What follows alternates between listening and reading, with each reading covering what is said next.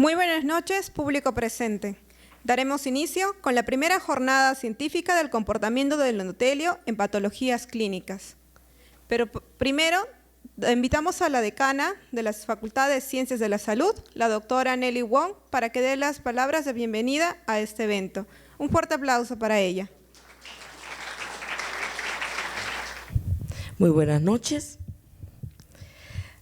En primer lugar, voy a agradecer la asistencia de todos ustedes a esta primera jornada del comportamiento del endotelio en patologías clínicas organizada por la Universidad Privada de Tacna y el capítulo peruano del Colegio Panamericano del Endotelio Región Sur.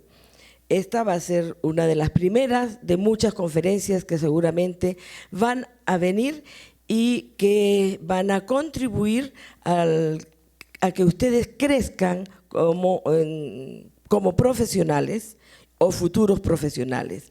Y también va a enriquecer los conocimientos de todos aquellos que están relacionados con la ciencia de la salud, estudiantes y profesionales, no solamente de la Universidad Privada de Tacna, sino de las universidades del Perú y de toda América hispánica. Yo quiero agradecer el trabajo, las horas de esfuerzo que han dedicado los investigadores, el doctor Nil Flores Valdés y el doctor Orlando Vargas Anagua.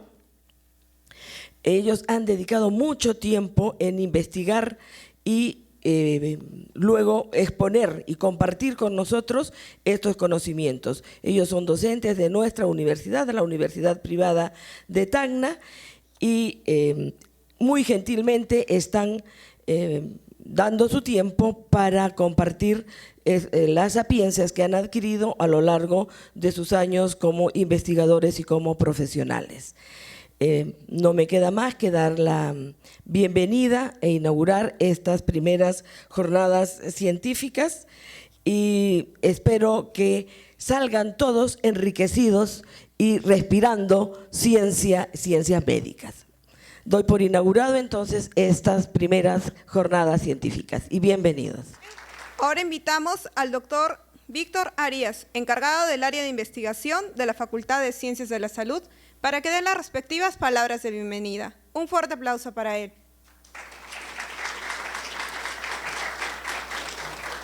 Buenas tardes, muchísimas gracias y bienvenidos todos alumnos, maestros, profesionales de la salud. El problema de endotelio a nivel mundial ha sido considerado como una de las futuras esperanzas en la solución de los múltiples problemas a nivel mundial de las principales patologías agudas y crónicas. Nuestra universidad no pudo quedar al margen en la investigación al respecto.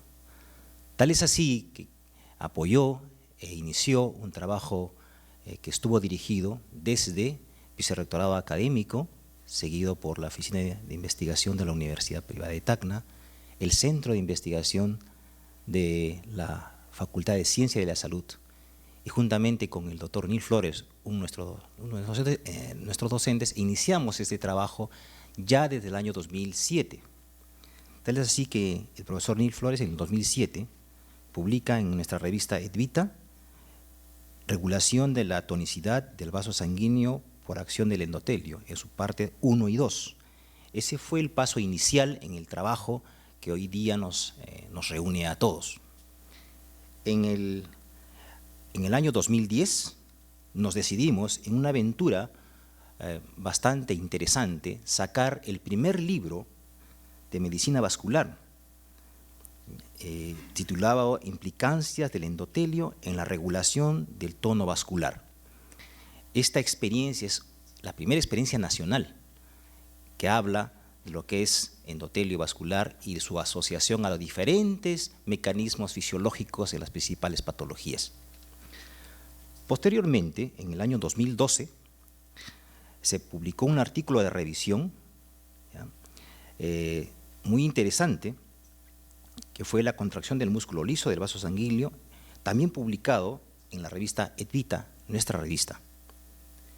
Seguidamente, en el año 2013, publicamos en la un estudio de revisión para la revista Med de Colombia, una revista indexada. Fue el primer artículo de este tipo que se publicó en revista indexada, donde el autor Neil Flores, con su tema Endotelina 1, vasoconstrictor intrínseco del endotelio, hizo que se conociera a nivel internacional esta intención que tiene nuestra universidad, la Universidad Privada de Tacna, de difundir estos alcances modernos en la nueva medicina. La medicina que va más allá del órgano, que va más allá de la molécula, que estamos ya considerando procesos fisiológicos que todavía son novedosos para muchos, pero que es la esperanza de la medicina del futuro. Por eso, el día de hoy, que nos reunimos en esta primera jornada de endotelio vascular en patologías clínicas, le damos la bienvenida a todos ustedes, alumnos, profesores, y esperamos que lo disfrutemos con mucho placer. Muchísimas gracias. Muy bien, bienvenidos todos. Y por último, sin menos importante, le damos el paso a la doctora Regina Rivera para que dé unas palabras de bienvenida. Un fuerte aplauso para ella.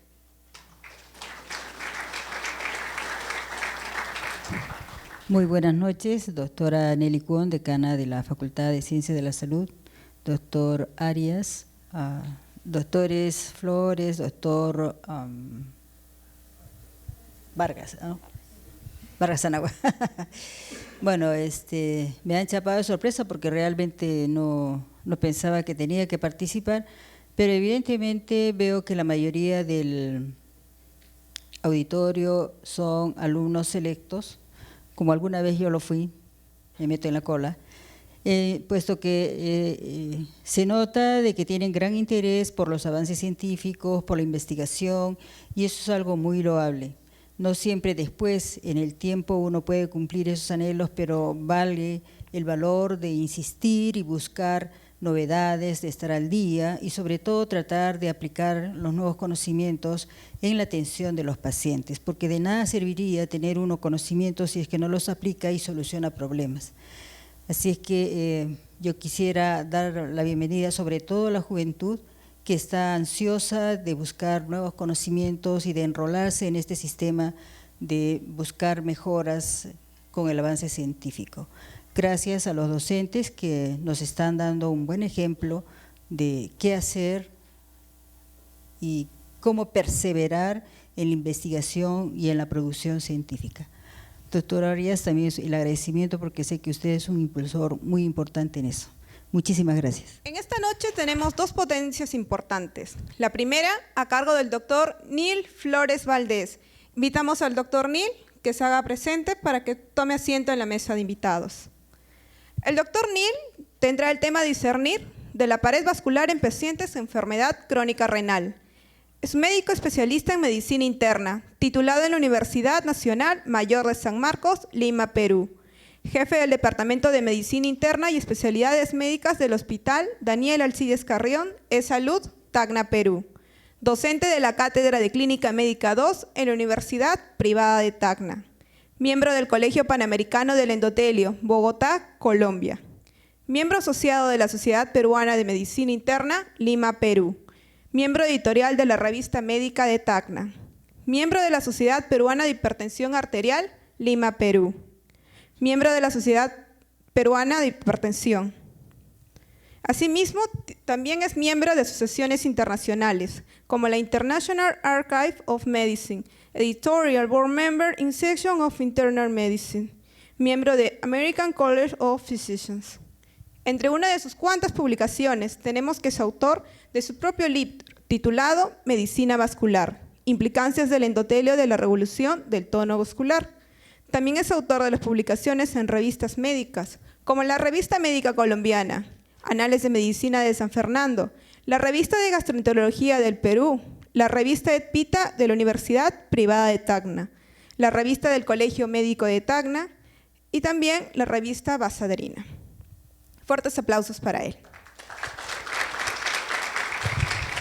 Muchas gracias, muy buenas noches. Con la presencia y con la venia de la doctora Regina, la decana de la Facultad de Medicina y del doctor Arias. También quiero, antes de empezar esta presentación, agradecer la presencia de todos ustedes. De verdad que estoy muy motivado, veo prácticamente lleno el auditorio. Eso da a entender que caminamos y que nos escuchan, sobre todo las juventudes, aquellos médicos que futuros serán quienes nos traten. El tema que les he preparado esta noche justamente trata en tener en cuenta la enfermedad renal crónica como un grupo que a futuro va a tener importancia, si ya no la tiene desde hoy, porque se perfila como la mayor inversión económica que va a haber, y probablemente no solo en nuestro gobierno, sino de todos los gobiernos, y no solamente en Sudamérica, sino en el mundo entero, porque el costo de los tratamientos serán incalculables. Entonces la intervención del médico tendrá que ser desde primer nivel, segundo nivel, tercero y cuarto nivel. Vamos a… primero les quiero poner esta lámina, que esto declara no tener un conflicto de interés con los medicamentos que se van a presentar aquí. Soy trabajador, indistintamente no represento a ningún laboratorio ni soy ningún speaker. Y lo primero que quiero mencionarles es que la enfermedad renal crónica es una epidemia. Y esta es una publicación un poco antigua, es del año 2003, del New England, y que se ha visto después de que no solo ese comportamiento lo tienen en primer mundo, sino también hemos visto que este comportamiento lo tienen en países emergentes. Probablemente al final de la lámina se va a ver México. Esto es un trabajo hecho en países emergentes. México trae una realidad algo cercana y vemos las barras en oscuro que están mencionándonos que la incidencia y la prevalencia de esta enfermedad renal crónica va en aumento. Y si queremos conversar más regionalmente, podríamos ver, este es un trabajo de Argentina, donde se evalúa el número de muertes que ha habido por enfermedad renal crónica. Y vemos en esta lámina que el grupo más importante lo llevan aquellos que tienen enfermedad cardiovascular o enfermedad cardíaca como mayor grupo que genera mortalidad. Perú, este es un boletín del año 2014 y ya vemos de que de los 9.490 pacientes que ya tienen estadio 5 en enfermedad renal, probablemente solo 1.500 de ellos tienen coberturada la enfermedad. El resto no se sabe y eso obviamente conlleva un compromiso social y familiar porque esto genera un gasto adicional. ¿Y por qué es importante el estudio de la enfermedad renal crónica a nivel nacional e internacional? Vemos porque hay un rápido incremento en su prevalencia. La otra condición es que genera un enorme costo económico y que la punta del iceberg de las enfermedades encubiertas es o conlleva la enfermedad renal. Obviamente el mayor riesgo de enfermedad o patología cardiovascular. La lámina que vemos en este momento refleja la intervención que va a tener el médico en el continuum de la enfermedad renal crónica. Y hemos escogido, esta es una lámina que está dividiendo la enfermedad renal en 5 estadios y estamos observando que entre el estadio 2 y el estadio 3, prácticamente antes del estadio 2, la intervención es de cualquier médico que no es nefrólogo. Médico de atención primaria puede ser un médico cirujano, puede ser un cardiólogo, puede ser un endocrinólogo, un médico general, un médico internista. Entonces todos nosotros estamos llamados a intervenir o a trabajar justamente para que este continuum se prolongue y no tenga una corta duración porque si no el estadio final se acerca y la mortalidad es mayor. Y se ve entonces en esta lámina de que en este estudio se ve las líneas rojas y las líneas rojas están en todos los diferentes estadios, grupos etarios, se está demostrando de que la mortalidad en enfermedad renal es mayor que en un grupo que no tiene esta condición clínica. Vemos las líneas en celeste que prácticamente están muy por debajo y esto refleja a que debe haber un factor en el paciente con enfermedad renal crónica que hace que se comporte de esta manera. Y esta lámina, ya dentro del grupo de los pacientes con enfermedad renal, observamos que en los estadios 4 y en los estadios 5, en los cuales la tasa de filtración renal está por debajo de un 30 mililitros minuto, la mortalidad se incrementa. Y vemos que las condiciones que generan la muerte de estos pacientes son la patología cardiovascular. ¿Y por qué la patología cardiovascular es mayor en este grupo poblacional? La razón probablemente radique en estructuras diversas, diversos componentes pueden estar inmersos en esta condición, diversas entidades, pero 2 de ellas han sido reconocidas que tienen la mayor importancia. Dentro de estas, la calcificación del vaso, que tiene que ver con la pared del vaso, y la otra, la difusión del endotelio. Entonces, decimos que la uremia, que es un estado, que es un síndrome, que es una condición que conlleva una falta de función renal adecuada, genera rigidez, genera aterosclerosis acelerada, genera calcificación del vaso y obviamente compromiso o hiperplasia de la íntima. Esto va a condicionar que el paciente con enfermedad renal tenga una condición de riesgo cardiovascular asociado a los que lo puedan tener. Vamos a ver primero el comportamiento de lo que es la aterosclerosis. En enfermedad renal ocurre un hecho interesante y es que muchos pacientes pueden tener factores de riesgo para hacer enfermedad cardiovascular. Pueden ser diabéticos, pueden ser hipertensos, fumadores, los pacientes en mención o tener una carga genética. El asunto está de que existen otros factores que estarían condicionando o factores nuevos que estarían condicionando que la aterosclerosis sea más acelerada que un paciente que no tenga enfermedad renal crónica, que solo sea hipertenso o que solo sea diabético o sea dislipidémico. Entonces, en este caso hablamos que la rigidez del vaso, entendida por el componente de calcificación del vaso y lo que vendría a ser difusión del endotelio, tiene más importancia en generar una aterosclerosis acelerada y esto estaría generando difusión del vaso. Esto que se ve en esta animación, que es lo fisiológico, que la producción del gas, el óxido nítrico sobre la pared del vaso genera vasodilatación, como se ve en esta animación, no ocurre en condiciones de pacientes renales. Esta condición no se presenta y entonces hablamos de disfunción. Y los factores de riesgo, los factores presentes para disfunción del endotelio, se habla fundamentalmente que hay un incremento del ATMA. El ATMA es la abreviación de la dimetilarginina simétrica y se ha demostrado que en pacientes renales crónicos el nivel del ATMA está incrementado. Mientras más alto esté este nivel, entonces la óxido nítrico sintasa, que es la enzima que produce el gas que viene de la L-arginina y del oxígeno, se encuentra comprometido. Y otros factores de riesgo importantes podrían ser la presencia de los antioxidantes y la presencia de los EI, que estarían condicionando para que estos pacientes tengan más disfunción del endotelio y tengan, por lo tanto, más compromiso a nivel de factor de riesgo cardiovascular. Entonces, la progresión de difusión del endotelio a aterosclerosis acelerada estaría condicionando posteriormente a calcificación o disfunción del vaso. La calcificación del vaso sanguíneo, este es un detalle interesante, observar el comportamiento que tiene el vaso sanguíneo. Y vemos, por ejemplo, en el lado, sería en el lado izquierdo, estaríamos observando lo que sucede en un vaso que tiene un compromiso de la media. Y observamos hacia el otro lado el compromiso del vaso en la íntima. Entonces, lo que ocurre generalmente en un paciente que tiene un factor de riesgo cardiovascular, el compromiso mayor lo lleva en la íntima. Debajo del endotelio, en el subendotelio, hay una alteración, se forman los ateromas, y estos ateromas son los que generan disfunción del vaso y posteriormente asociación para hacer enfermedad cardiovascular. En los pacientes que tienen patología renal, se suman estos dos factores. O sea, no solamente el compromiso de la íntima, con formación de los ateromas, sino también se suma el compromiso en la media. Entonces, el radio del vaso sanguíneo, que debería tener un diámetro establecido y determinado, se encuentra disminuido. Y si está disminuido, obviamente hay complicaciones hemodinámicas y una de ellas es compromiso de la perfusión y compromiso del flujo.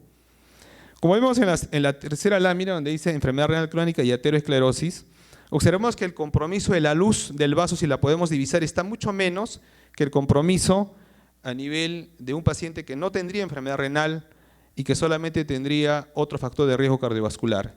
Entonces, esta podría ser una explicación por qué el paciente con enfermedad renal crónica, la condición para generar morbimortalidad es mayor que un paciente que no lo tiene, indistintamente del estadio. La calcificación del vaso conlleva entonces factores de riesgo. Hablamos de factores de riesgo tradicionales. En rojo vamos a representar los tradicionales y en azul los no tradicionales. Los tradicionales hablamos de hipertensión arterial que condicionan esta entidad. Hablamos de tabaquismo. Hablamos de un factor genético de predisposición, diabetes mellitus, fundamentalmente diabetes tipo 2, dislipidemia, que puede ser de tipo LDL y no LDL, La edad es otro factor importante, por encima de los 50 años esta incidencia es mayor. Y como no tradicionales, se establece la inflamación acelerada, la presencia de los radicales libres, la presencia de los EIC, que son los productos de glicosilación avanzada, que se acumulan y se presentan en estos pacientes. La presencia de este factor de crecimiento, GFF23, que es un factor que vemos va a estar incrementado en los pacientes renales, pero cuya molécula de adaptación, que es el clotro, está disminuida y por lo tanto no puede eliminar el fosfato. Y las alteraciones del metabolismo mineral, básicamente enfocado a lo que es el calcio y el fósforo. Esta lámina nos muestra la clasificación histoanatómica de los vasos sanguíneos y las alteraciones que se ven. Obviamente son múltiples, pero nosotros, por cuestiones de la presentación, básicamente vamos a trabajar en función de la de tipo 4, que establece la enfermedad renal. No vamos a hablar de la de tipo 3, que es la aterosclerosis, que la refleja la clasificación de Moglenberg. Esa no entra aquí porque va más asociada a la diabetes y no tiene una implicancia clínica como la tendría la de tipo 4. Y desde esta tipo 4 podemos mencionar, por ejemplo, que la clasificación del vaso, el inicio y la progresión, más o menos en esta lámina podemos ver los mecanismos implicados. Primero tendríamos que hay una falla en los procesos de anticalcificación. O sea, aquellos procesos que impiden que se calcifique el vaso están venidos a menos. Que habría una inducción de la osteocondrogénesis, una inducción de esta al no haber los mecanismos de contrarregulación, que habría una formación de vesículas en la matriz, habría un incremento de apoptosis con presencia de componentes inflamatorios, que habría una alteración del metabolismo del fósforo y del calcio, y obviamente la presencia de partículas calcioproteicas, que conllevarían esto y modificaciones a nivel de la gradación de la matriz. Si vemos aquí la banderita que tenemos ahí de nuestro país, está orientándonos que probablemente en Perú solo trabajamos a ese nivel. Y lo otro, de repente no lo hacemos, o de repente creemos no hacerlo. Y fíjense ustedes las diferentes vías donde médicamente se podría trabajar el tema y de repente hacer que el continuum en el compromiso del vaso sea más prolongado y no tan cercano, porque lamentablemente esto va a conllevar un gasto social, un compromiso económico familiar, un compromiso de la salud del paciente que sufre la enfermedad renal. Esta lámina nos muestra de que indistintamente donde se esté produciendo la alteración, esto es, a nivel de la íntima o a nivel de la media, la célula que al final va a conllevar el mayor problema es la célula del músculo liso, del vaso sanguíneo. Lo otro que nos muestra esta lámina ahora es que se nos mencionó por cursos previos de fisiología de que el comportamiento, fundamentalmente de la paratormona, que regulaba el metabolismo del calcio y el metabolismo del fósforo en los pacientes renales, hay que entender que existe otro componente adicional, que inicialmente es fisiológico, pero que aquí se altera, y es esta vía de las fosfotoninas, básicamente teniendo en cuenta este factor de crecimiento, este factor GFF23. Lo otro que está ahí es una molécula de adaptación. Lo que se ha demostrado es que esta GF23, este factor de crecimiento, lo que hace es retira el fósforo. Retira el fósforo y de esa forma evita que la concentración de fósforo aumente. ¿Por qué? Porque si el fósforo aumenta, entonces alteraría el metabolismo mineral y eso conllevaría alteraciones posteriores, como la aceleración de la calcificación. Entonces, lo que se ha visto en los pacientes renales es que, si bien es cierto, este factor de crecimiento FGF está incrementado, la molécula de adaptación que le ayuda para retirar el fosfato está disminuida. Entonces, por lo tanto, no serviría y se comportaría como una condición de agresión para que se genere mayor fosfato. El incremento entonces del fósforo y el incremento del calcio va a favorecer la calcificación del vaso. Obviamente, esta calcificación al final va a conllevar alteración de estructura en el vaso, que es la célula del músculo liso. Entonces, debemos recordar que el fósforo y el calcio, ¿cuáles son los valores normales? Y vemos, por ejemplo, que el fósforo no debería superar los 4.5, el calcio no más de 10.5 y la paratormona intacta hasta 65 picogramos. Si nosotros revisamos ya pacientes renales, existen unos rangos para mantener estos valores normales, porque si está muy por encima favorecerían la calcificación. Vemos, por ejemplo, en esta diapositiva, que es de una guía internacional, que en estadios 3 el control del fósforo debería ser cada 6 a 12 meses. Para estadios 4, enfermedad renal, debería ser entre 3 a 6 meses. y para los estadios 5, ya en estadios de diálisis, el paciente debería tener entre 1 o máximo 3 meses su control. Y la paratormona, en estadios 3, por lo menos tener un basal. En 4, cada 6 meses, y si está en estadio 5, ya en diálisis, el paciente debe tener hasta 6 meses. La paratormona tiene un comportamiento interesante en pacientes renales, y es esperar que este incremento de la paratormona se dé por una alteración que hay en la regulación del calcio y del fósforo. Puede llegar hasta 6 a 9 meses su incremento, y eso no debería extrañarnos. Entonces, el problema está cuando no sube la paratormona, o cuando la paratormona está muy por encima del valor que les estoy mencionando. Las manifestaciones clínicas entonces de la calcificación de la pared del vaso en los pacientes con enfermedad renal crónica, si es que estamos hablando de la íntima, hablaríamos de la aterosclerosis acelerada, y esto es la expresión clínica, pues la presencia de infarto de miocardio, estenosis o trombosis aguda, isquemias coronarias o en arterias periféricas, calcificaciones de la media, fundamentalmente la arterioesclerosis, estaríamos mencionando allá, y habría una reducción de la compliance, esto generaría compromiso de la vasodilatación, generaría arritmias cardíacas, muerte súbita, compromiso a nivel de la aorta. Si se da esto, habría un incremento de la velocidad de pulso, un aumento de la presión de pulso e hipertensión sistólica que se ve en este grupo poblacional. Y la pregunta es, ¿cómo hacemos el diagnóstico entonces de esta calcificación vascular? Y podríamos ver que en los estadios 3 a 5, la sugerencia podría estar relacionada a lo siguiente. Es razonable el uso de alternativas de estudios tomográficos para poder detectar esta entidad. Podríamos hacer una radiografía lateral de abdomen, podríamos hacer un ecocardiograma. Pacientes con conocida o que son conocidos que pueden tener calcificación vascular, es decir, que tienen factores de riesgo, que los mencionamos tradicionales o no, entonces habría que hacerles una placa por lo menos, o si no un ecocardiograma, que es un estudio menos invasivo. También se menciona que la mamografía podría ayudarnos y que la calcificación de la arteria mamaria interna será un indicador de calcificación del vaso en este grupo poblacional. El dosaje del fósforo y del fósforo sérico y del producto fósforo-calcio también es importante, teniendo en cuenta que en pacientes con estadio 5, en enfermedad renal o en diálisis, los niveles de fósforo no superarían mayor a 6.5 y de calcio, el producto calcio-fósforo no superior a 72.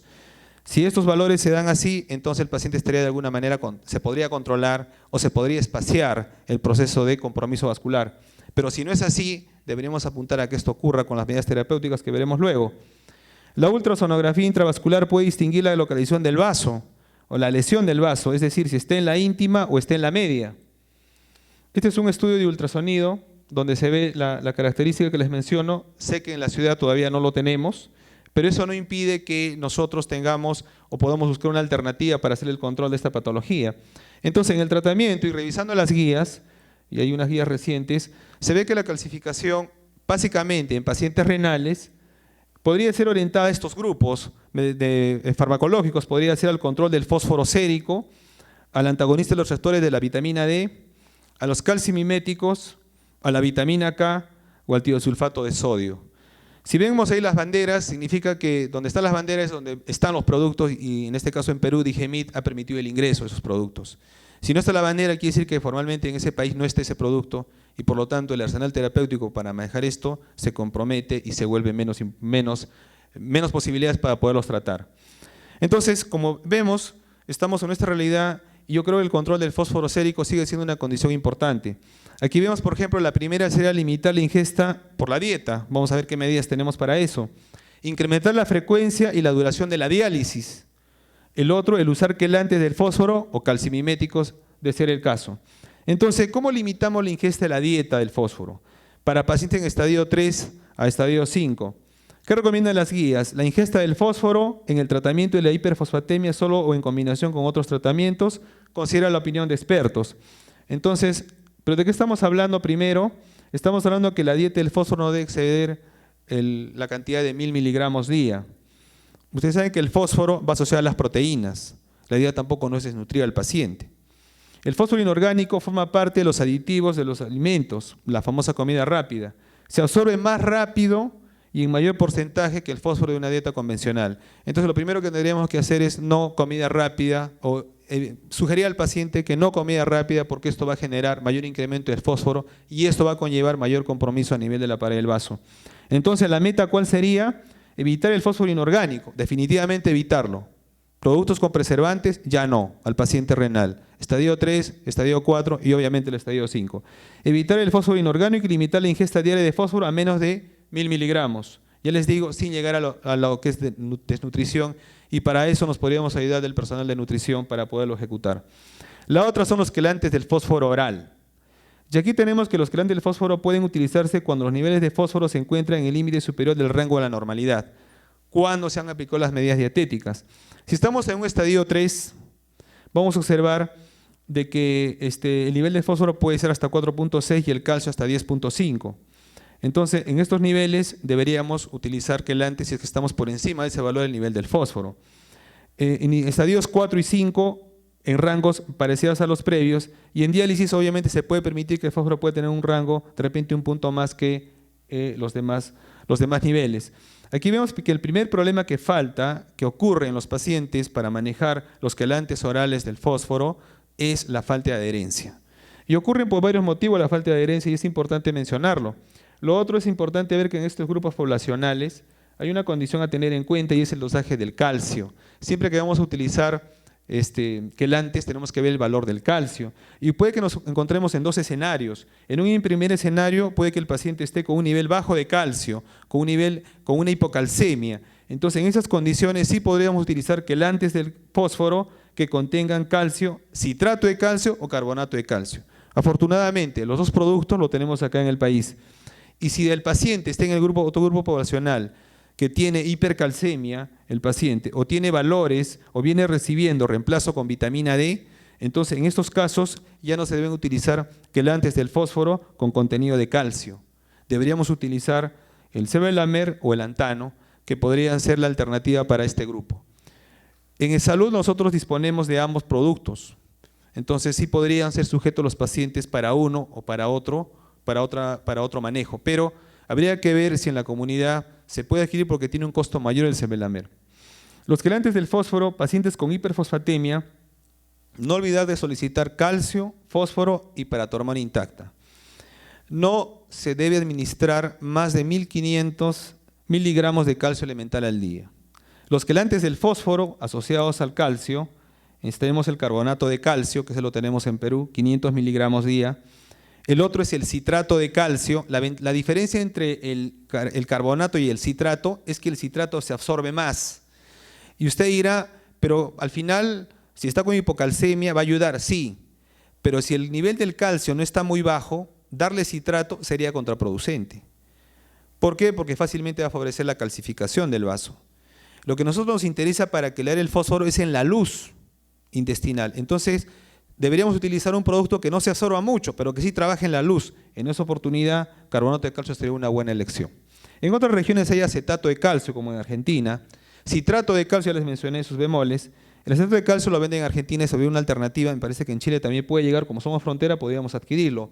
Y no siempre administrar calcio a todos los pacientes. ¿En qué pacientes no se debe administrar calcio? Probablemente los valores estén cercanos a un valor de calcio normal, pero ¿por qué no administrarlo? ¿En qué grupo poblacional? En pacientes que tienen enfermedad, calcificación de arteria coronaria demostrada, persistencia de paratormona baja, por eso es importante usar la paratormona al paciente, hipercalcemia, elementalmente no administrarlo a un paciente con hipercalcemia, o pacientes que vienen recibiendo suplementos de vitamina D simultáneamente. En estos pacientes la restricción del calcio es obligatoria.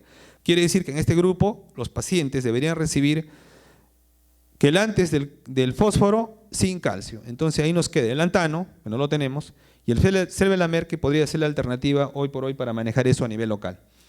Sé que en la región, en otros países, existen otros productos para poderlo ayudar a controlar esto, pero para nuestra realidad deberíamos conocer esta condición. Quelantes del fósforo no asociados al calcio, entonces el sevelamer, dosis de 800 miligramos, que puede ir de 2.4 a 8.4 gramos diarios, son resinas de intercambio iónico, indicado en paciente en diálisis, esa es una condición a tener en cuenta, pacientes que tienen bajo el nivel de este factor de crecimiento 23, pacientes que tienen una hemoglobina glicosilada, A1C, puede ayudar indirectamente a bajar el colesterol en este tipo de pacientes y obviamente atenúa la calcificación del vaso. El carbonato de lantano vienen comprimidos masticables de 500, de 750 y de 1000 miligramos, y la dosis puede ir hasta 2250 miligramos. Puede utilizarse en pacientes con enfermedad renal crónica, incluso en aquellos que tienen moderada. El detalle está que tendríamos en ese sentido poco arsenal local para poder manejar pacientes con hipercalcemia o con suplementos de vitamina D que están recibiendo calcio como quelante para el fosfato. El otro son los calciomiméticos. Este es el Cinacalcet, es un producto que lo distribuye en España. Y se ha visto que este producto tiene una ventaja con los que he mencionado previamente, y es que impide o regresiona la calcificación del vaso. Bien, podría ser una alternativa. Y nos quedaría ya en los pacientes que están en compromiso renal, ya en diálisis, podríamos trabajar a nivel de la diálisis el retiro del fósforo o el control del fósforo. Entonces, ¿qué deberíamos hacer? Pues incrementar la frecuencia de las diálisis. Las sesiones cortas habría que cambiarlas, y si las hacemos más seguidas, pues 6 veces por semana. Nosotros en el hospital hemos visto que los pacientes los dializan 3 veces por semana y las diálisis son de 4 horas. Entonces podría incrementarse las horas, o hacerlas en 2 o 3 horas, pero diario. El problema está que el paciente tiene una menor aceptación para una diálisis diaria, entonces podría incrementar el número de sesiones. Diálisis prolongadas, probablemente las nocturnas podrían ser la indicación. La modalidad de peritoneal diálisis da las mismas ventajas que la modalidad de diálisis o de hemodiálisis. La meta de la remoción del fósforo es incrementar la frecuencia de diálisis para pacientes con hiperfosfatemia. Entonces, ahora quiero conversarles de otro grupo de fármacos que podrían ayudarnos, y aquí estaríamos hablando de aquellos medicamentos que nos van a permitir que la condición por la cual disminuye los medicamentos que van a impedir, que van a estar comprometidos para que la calcificación del vaso se acelere. Estamos hablando de aquellos medicamentos que tienen que ver con las proteínas GLI de la matriz.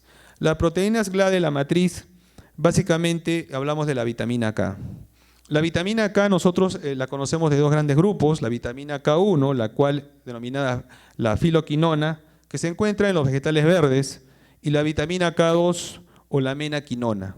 De esta segunda quiero mencionarles porque esta se encuentra en bacterias, se encuentra en algunos animales y en los alimentos fermentados. En nuestro medio lo encontramos en el queso, básicamente en el requesón con el cuajo, y en el nato. El nato es un producto que viene de un fermento de la leche de soya, es un producto que no lo venden en este lado del mundo, lo distribuyen en Asia, básicamente en Japón.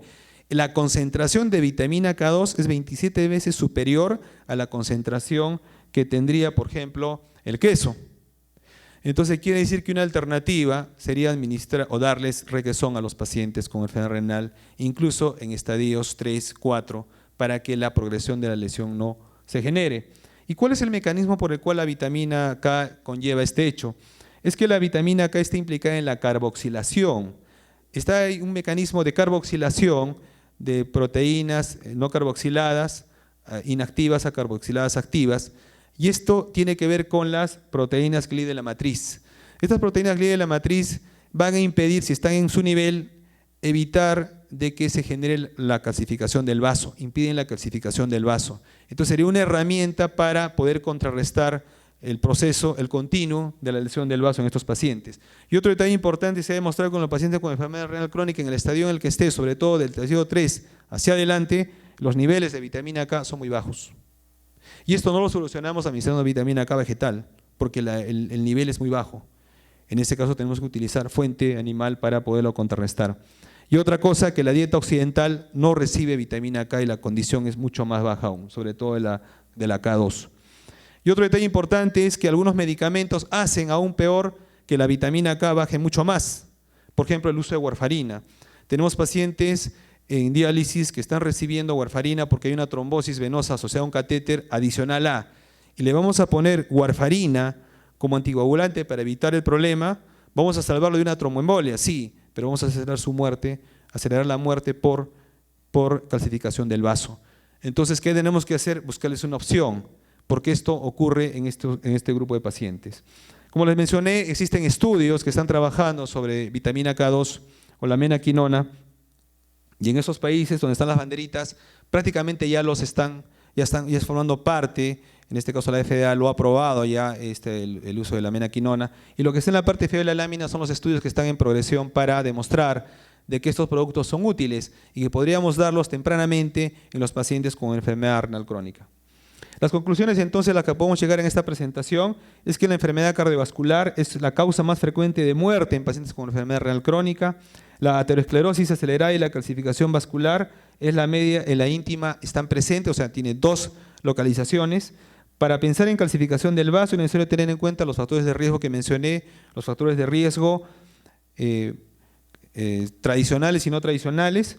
Todo paciente que tiene enfermedad renal crónica en estadio 3 a estadio 5 y en diálisis, la modalidad que se debe monitorear en todos ellos es calcio, fósforo y paratormona en los tiempos ya señalados.